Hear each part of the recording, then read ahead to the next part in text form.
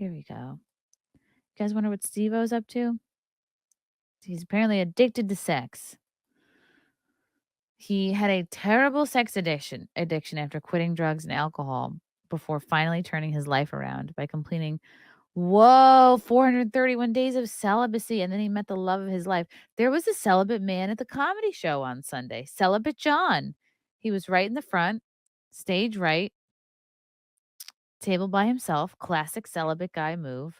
And he was a very good audience member because he answered all of my questions and he didn't seem like bashful or vulnerable. He was confident in his celibacy. So I was like, good for you, buddy. I guess it's a thing now. I guess it's in vogue.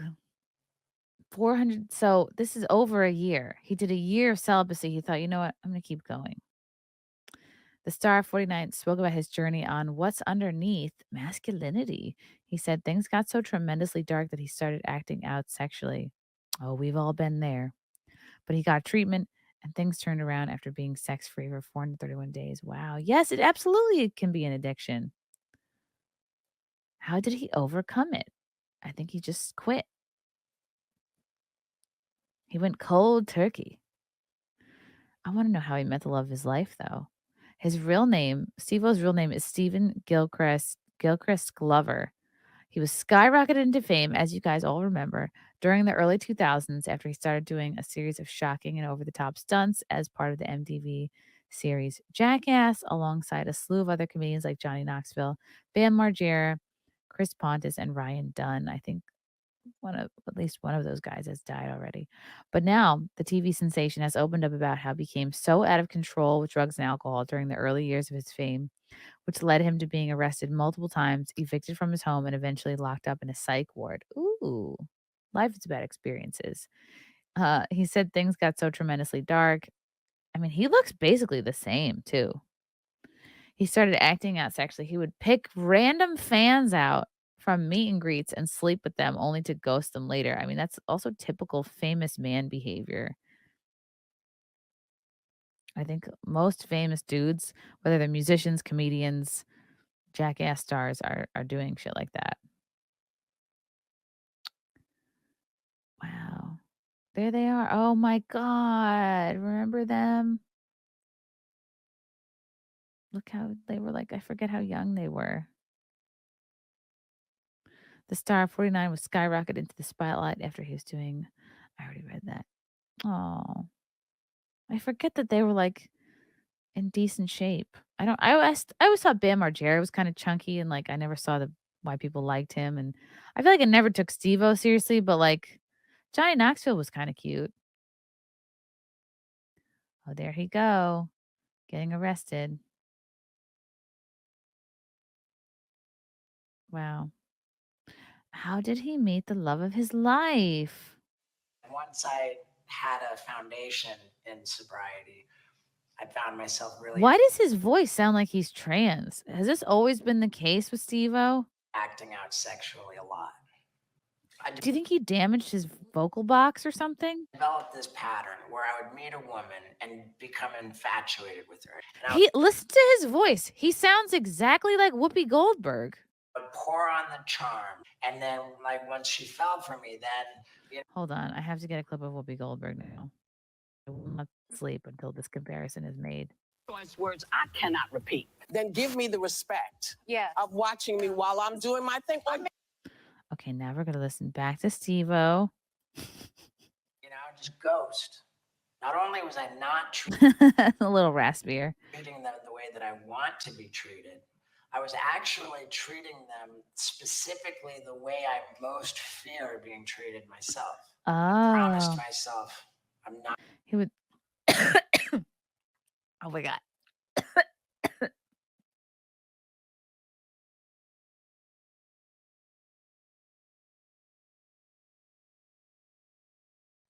I'm choking. Okay. I'm glad that he has some perspective now.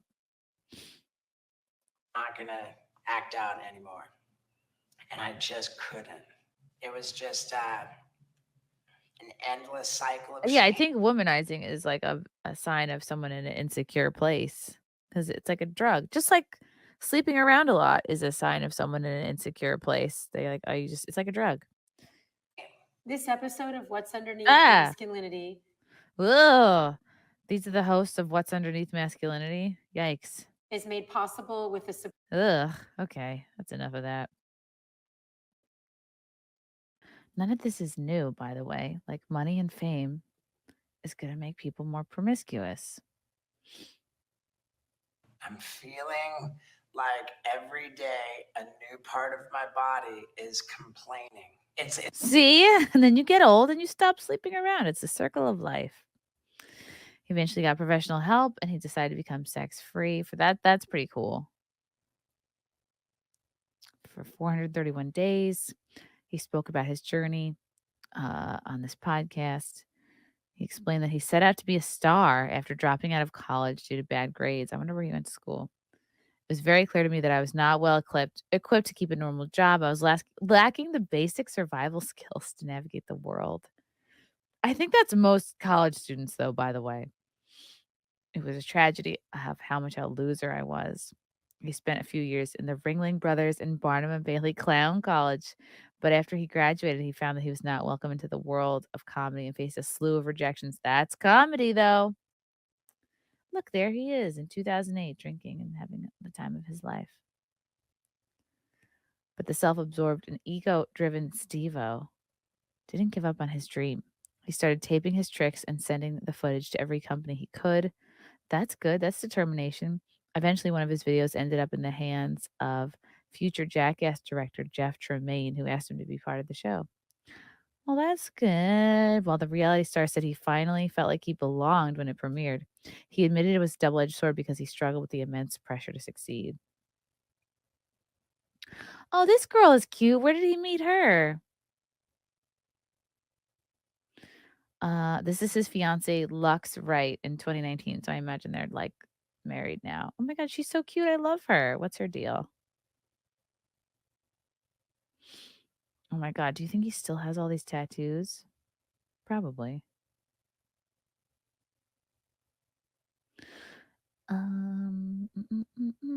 It was so tricky to not tie the numbers to your self-esteem, he said.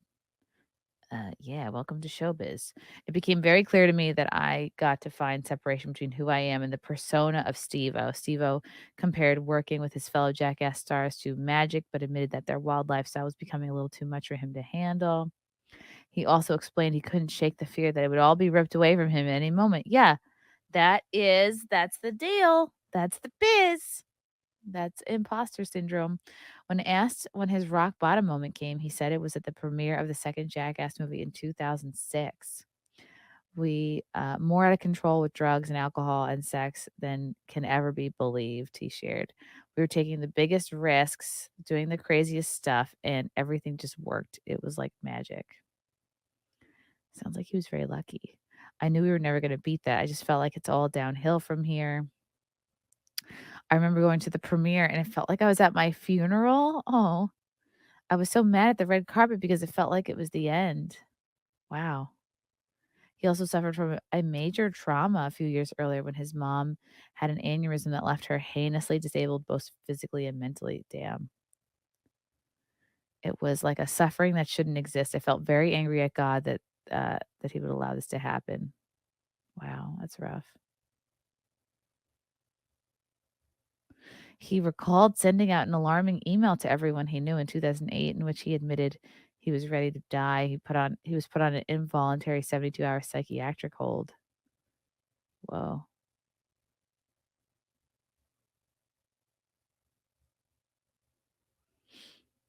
He got sober and clean.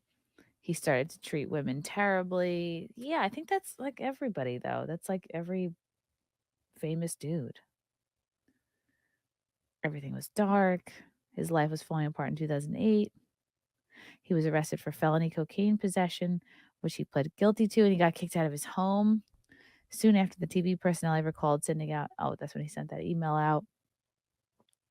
Did the 72-hour psychiatric hold. That's not that long. You could bang that out. I've been clean and sober ever since. Wow. He stopped using drugs and alcohol. He started to treat women terribly. It left him in an endless cycle of shame. Okay, so once he had the foundation of sobriety, he was acting out sexually a lot. Yeah, because you're looking for another drug, another thing to like hit that need.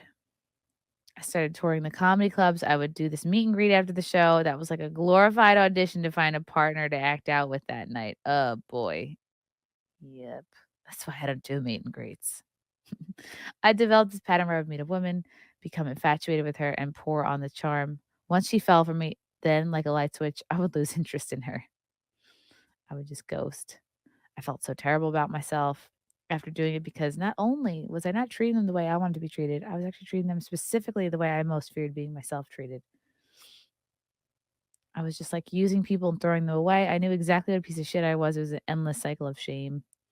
Eventually, Steveo said he couldn't act out anymore, so he started seeing a sex therapist who recommended that he start an outpatient sex addict rehab program. Ugh. With that face? Okay. The teeth are a lot. I guess he got new teeth. But they're very cute together. I hope it works out for them. Oh, he said to Lux, he started dating Lux in 2016. He said, I never once doubted for a second that I wanted to be with her. Oh, that's good. I had some starts and stops and some stumbles, but ultimately, when I got out of that sex addict rehab, they recommended a period of celibacy. Oh, they only recommended 30 to 90 days. And I ended up going 431 days. I felt strongly that my mission was to become the man that the love of my life deserves. Ooh, I like that. That's cool to say. Everyone should look at life that way. Steve-O said it had become clear to him that in order for him to be happy and fulfilled in his later years, he had to find someone who would be by his side long term. The Jackass alum did just that. He is now engaged to a stylist named Lux Wright, who he started dating in 2016. I met her on a job. We went on a bunch of dates, and we didn't even kiss for over a month. Ooh. Wow, made her wait. I was fully transparent and explained to her I was coming in with a terrible track record for relationships, but we did everything correctly. We've been together approaching 7 years now. Wow. And I never doubted for a second that I wanted to be with her. That's really great. Good for him.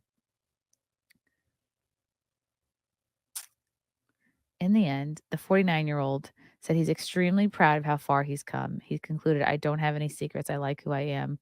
I'm proud of how I live my life. I'm proud of who I've become. I'm profoundly grateful to have found meaning in my life. Good for you, Steve-O. Wow. Look how cute they are. I'm so happy for him. Good job, Steve-O. Love you guys. Thank you for the chats. Thank you for the comments. I will see you guys tomorrow. Bye. Bye. All right. Love you guys. God, I don't even want to leave. This candle smells so good. I don't want to leave. All right. Love you guys. Talk to you soon. Bye. Love you all. Join the Discord. Feet. Love you all. Wow. You guys are awesome. Come and get it. Bye, guys. Bye. Now I'm really leaving. Love you. Bye.